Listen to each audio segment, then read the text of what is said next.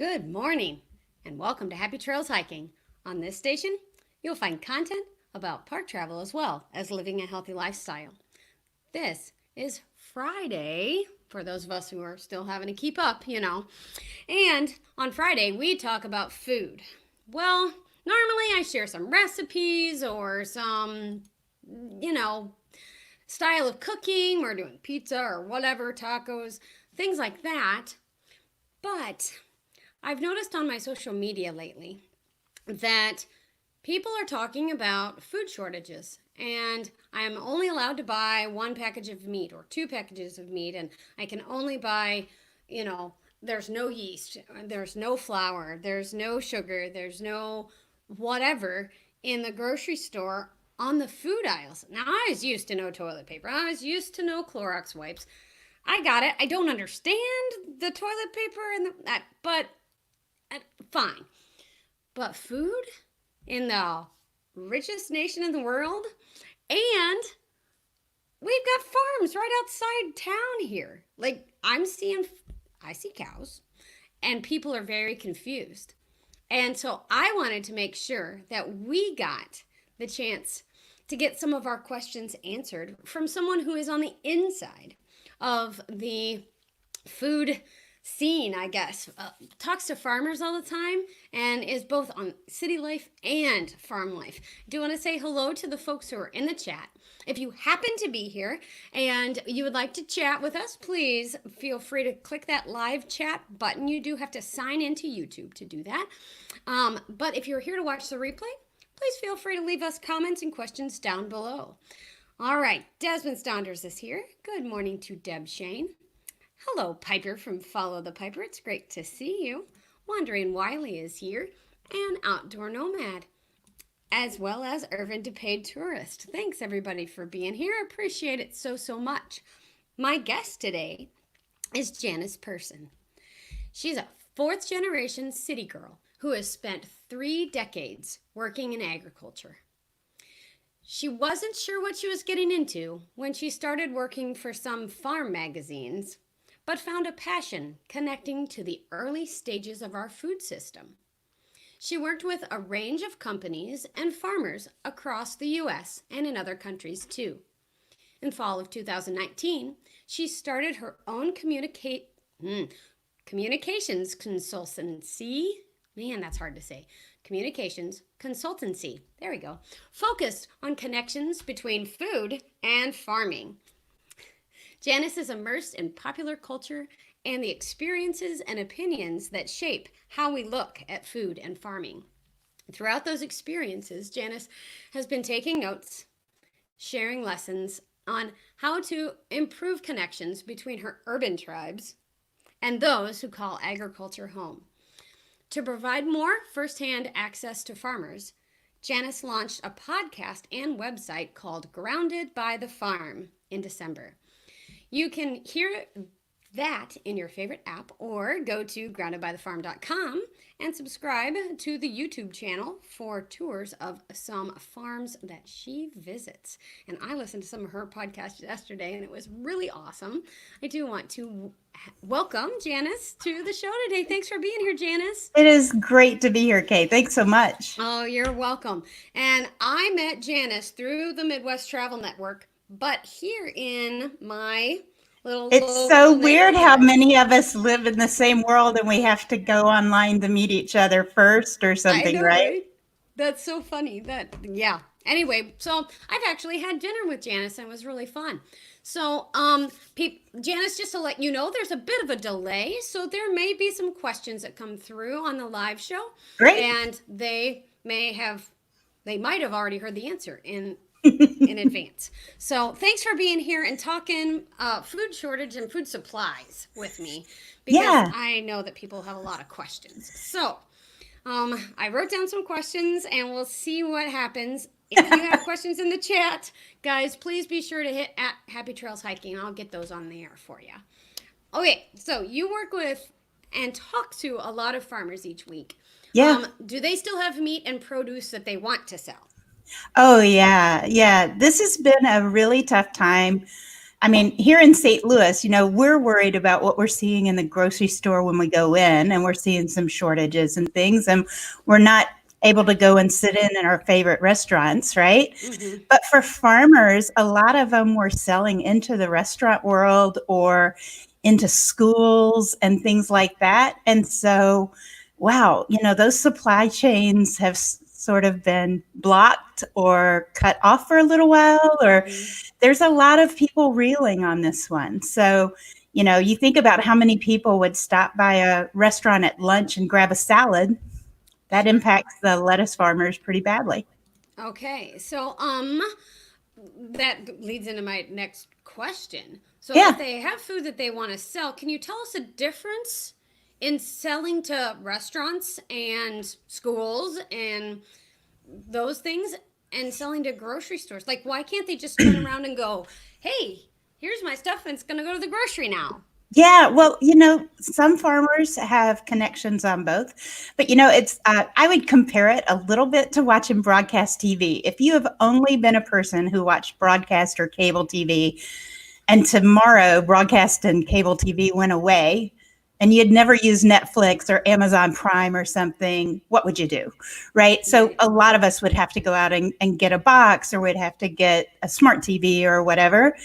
For Mm-hmm. the food chain, the reality is most farmers sell to somebody who then changes that, process it, cut it up, whatever it is, and Sure. then it goes into the chain that they know people in. And so, I have a friend out in Idaho who grows onions, you know, Okay. not a sexy vegetable necessarily, but when you're growing onions and you have all these Italian restaurants and you have all these Mexican restaurants and you have all these people who use a lot of onions in their food, right? So he always sold them to the same people. He had contracts getting those done. And those people always sold them into restaurants. Okay. When restaurants all closed down, the people in the middle went, whoa, wait a minute. We don't need so many onions. We're not sure how we're going to sell them. And in a lot of places, they would sell those in really different quantities. So, um, for dairy is an easy one to understand because suddenly schools closed everywhere, right? Right. And who remembers when you were in school, your little milk carton was like this big, right? Uh-huh. And yet, suddenly that milk wasn't able to go to schools. And yet, a lot of us go into our grocery store and we want another gallon of milk and another gallon of milk and another gallon of milk. Sure. And the people that put the milk into the little tiny cartons don't necessarily have gallon jugs just sitting there waiting to go. Mm. And it's the same thing across the food system where, we get in this habit of doing things this way, and you didn't have as much flexibility maybe as some now think, oh, wow, next time around, let's figure out how to build this flexibility in. Ah, okay. Well, that does Does that make explain. sense? Yeah, it does. Like the milk cartons really it really made sense It's a because high visual, right? yes. And then Because you add into that the restaurants that buy all this cheese and stuff like that, it's huge packages of cheese, not the little 8-ounce shredded cheese I want or sure. something, right? Right. So, I guess my hmm, my question then from that is, we hear about these farmers who are having to dump the milk. That was a big thing, that It that was was. huge. It's a heartbreaking thing for farmers too, right? Oh, well, yeah, they work so, I mean, Yeah. not only do they work so hard, and that's just so generic, but they put their life, heart, and soul into that. And they love what they do, helps feed their community, right? Like, I mean, it's a real passion for a lot of people to be able to be part of their food chain and to help their community. And they saw people wanting more milk. And Right. So the next, I guess, there's so many questions. Like, is there a way that we can help the farmers in this sense? I mean, I buy a split side of beef every year for the two people in my family, and we have a deep freeze. But yeah, I buy it straight from the farmer, and yes, it costs way less.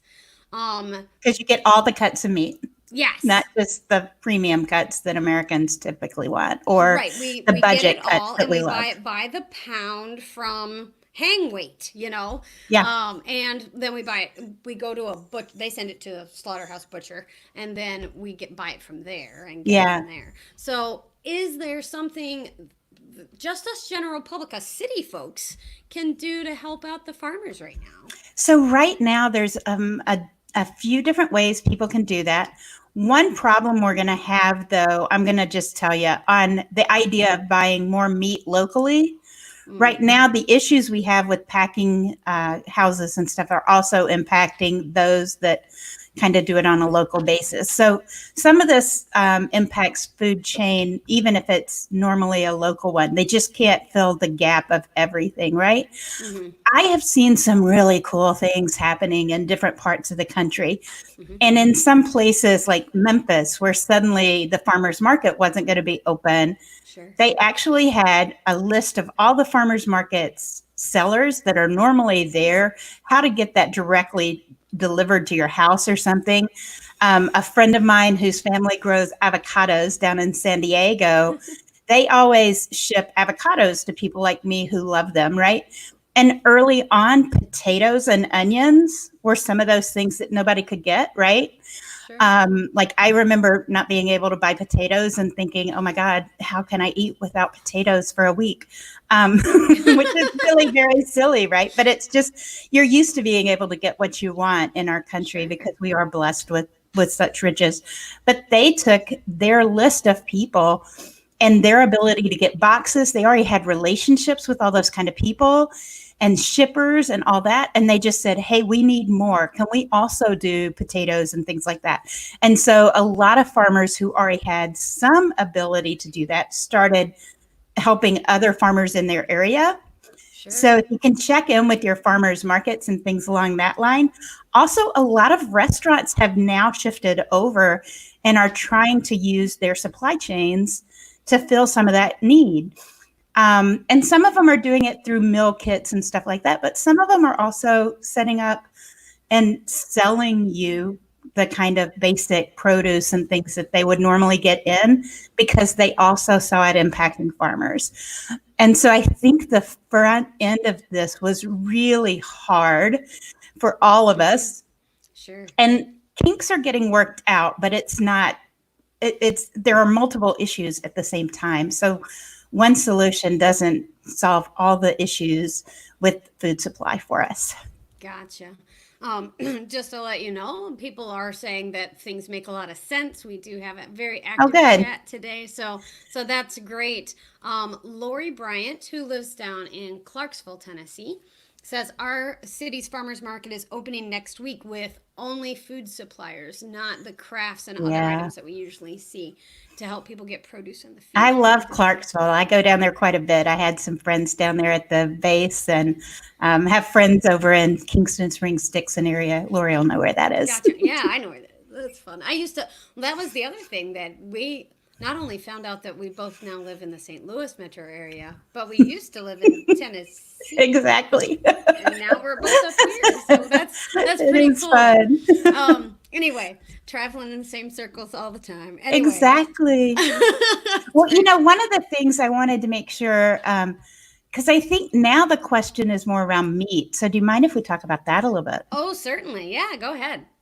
Because you mentioned how there are cows right outside of town There are. in We have Missouri. cows. Yeah, so in Missouri, we have a lot of farmers that run what we call a cow calf operation. And so they keep the mamas from year to year, and they always have new calves. And each year they sell off the boy calves, and they'll become steers, and ultimately end up at a larger, probably feedlot kind of thing. It may be a family run feedlot, it may be a larger one. And then it goes into a place where it's going to be slaughtered, butchered, and sent out, right? So Mm-hmm. if you think about it, I used to work in a grocery store in Memphis, and I remember our butcher kind of taking the sides of meat, like you were talking about, right? The Mm-hmm. hang weight of a carcass, and then they'd cut it down.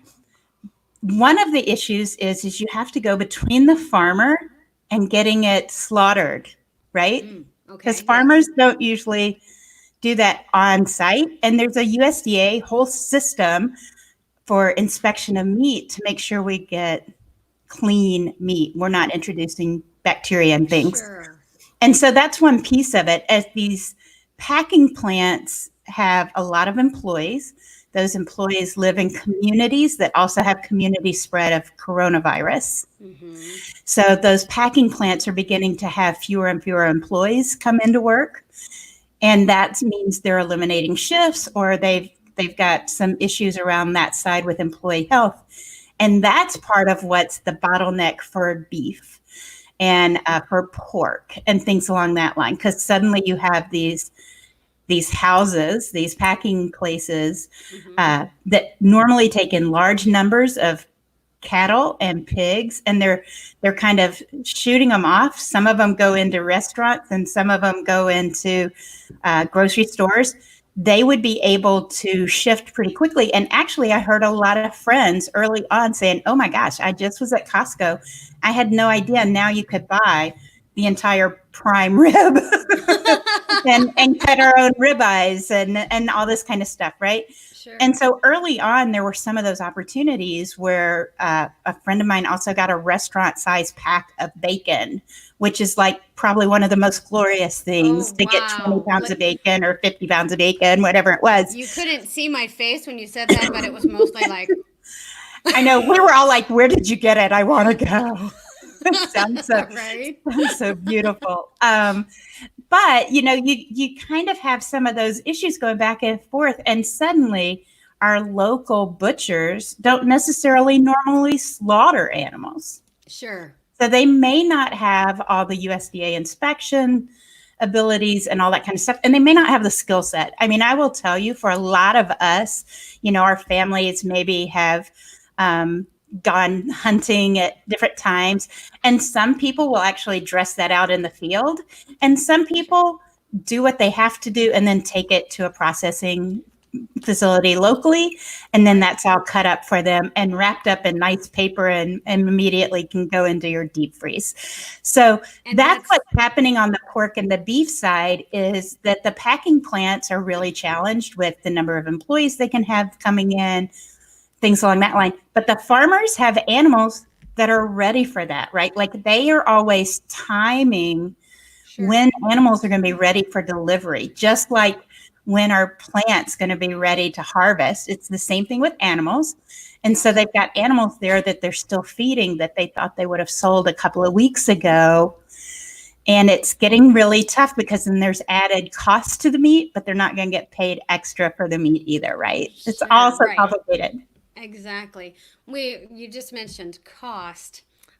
So people are saying, "Wow, the cost of groceries just went up." And I don't want to say the cost of my groceries went up, but the cost of my groceries went up. But mostly it's because I'm trying only go to the store once a week. And so well, and for me, my cost of groceries went up because I used to go out to restaurants a few days a week, right? And so suddenly I'm cooking all the things at home. Right. But I am trying to waste less food than I used to have lots of produce sitting here and then decide to go out to eat to dinner for, something. So. Right. Yeah. We've noticed a lot of new recipe things showing up on Facebook and Twitter and things. Hey, what'd you eat tonight? And things like that. And so many people cooking and baking, right? Like the sourdough starters are crazy. My sister's had one for 1,000,000 years. Yeah. And actually it's 100-year-old starter that came from Poland somewhere along the line 100 years ago. Wow. But she's been feeding a sourdough for a long time, and she couldn't get flour, right? So flour is one of the things. Right. If you look on farms today, if you look at various places, there's lots of wheat. Mm-hmm. The wheat crop was okay last year, so wheat is still there. But a lot of it was processed. So people like my sister bought 50-pound bags of wheat because she will go through 50-pound bags of wheat. Wow. A 5-pound bag is more than plenty, right? Right. And so even companies like General Mills are saying they offered so many Rachel says, I've never baked so many cookies in my life, and she's in the UK. So, I love that. I love that. Yeah, but even General Mills told their employees at headquarters, look, this is a crisis. If some of you want to go work in the plants, we would appreciate your help. Wow. So, you think about companies at that scale, and I think they make gold medal flour as well as some of the granola bars and stuff. They couldn't get cranberries from Sure. one of their normal sources because that place had shut down. So Yeah. then they had to find cranberries to go in my granola bars, right? So Right. it's pretty complex. Right. Yeah. I get it. I made cinnamon rolls Ooh, the first or second week we were on stay at home orders, and so then I was like, oh wait, I don't have any flour. What do we do now?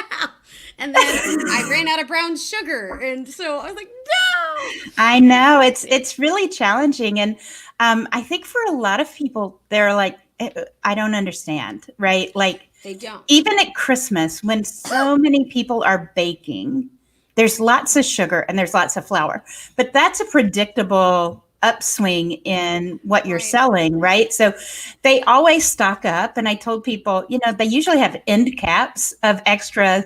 They have Stuff. a Right. full center aisle for your baking needs that have lots of extra pallets of sugar and flour. And this was not one that's expected. And I would say probably for me, baking is the last thing I do when it starts getting warm, Right. right? Like Well, nobody goes on spring break and starts baking. We start baking at Thanksgiving and right. continue all the way to January, you know? Yeah, but I'm like you. I wanted my mom's coffee cake one weekend, Yep. right? Like my mom used to make it for us when we were kids, Hmm. and that really sounded fantastic. So the next weekend I made sure I had the goods I needed. Like what was left? What was I missing, right? Right, exactly. I totally understand. So I think we may have already answered this a little bit, but I want to make just sure we're very clear here. I keep hearing people say our supply chain is broken. Like Yeah. I've read that more than once on social media. So the way that's changed in the last few months is the restaurants and schools have closed, and the people who were supplying things to them Yeah. So aren't it's ready it's to supply them to grocery stores. for me, I think about it. I love that Rachel likes the coffee cake idea, by the way. I can send you Rachel that loves recipe. food. I know her personally. Um, but I think we talk about a food chain and it's really a food system, right? Okay. Because there's not just one place. So I personally get a lot of things from the grocery store. I get some things from farmers. I get some things from a farmer's market, right? So I have multiple supply points myself. And then I love restaurants. I am not going to lie, right? Mhm. And the thing is this is kind of like had a stress point on some with really crazy increased demand on grocery stores and Mhm. no demand all of a sudden out of restaurants So and no demand out of schools. And Desmond's so it's done. moved Uh, everything there. I'm so sorry. Desmond's Donder says I'm real. It's really not broken. It's just become inflexible. Is that I a think that's a good way of putting it. And I would say it's just like Stretch Armstrong, that where some sides are stretched out to the max, uh huh? and some of them just kind of got stopped. There's like a blockage there for now because it's not moving forward. So I like that Gotcha. idea. Cool. And Piper says, "Me too. I was eating at restaurants almost daily. Yeah. That's Yeah. I love lunch hours with friends to get me out of the house. Like I work from home on the regular. So right. working from home is not unusual to me. I'm just used to getting out during the day or at evenings to go Hmm. see people and visit at over a bite of food somewhere. And this is very strange Yeah, not it's to be doing bizarre. that. I agree. Matt and I used to, well, he'd get off work and come home, and we would meet at a restaurant.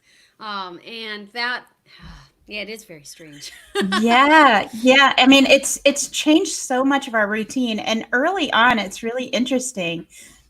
Early on, we immediately saw our routines changing, right? And people who have Exactly. children, I can't even, God love them, that immediate shock to the system of suddenly having homeschooling and working from home and everything. Well, and their Um, college kids coming home yeah, too, yeah, and when they weren't out of expecting that nowhere, at right? all.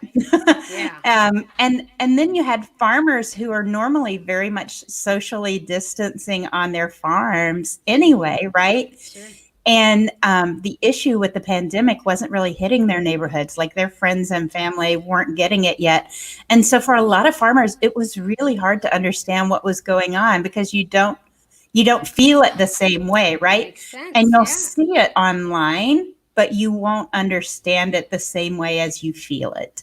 Of And course. so I think that's where a lot of consumers have been as they saw reports of produce dying in the fields because farmers didn't even want to pay to pick it, right? Hmm. And we're all sitting here going, oh my God, I would have eaten all those strawberries myself, right? Right.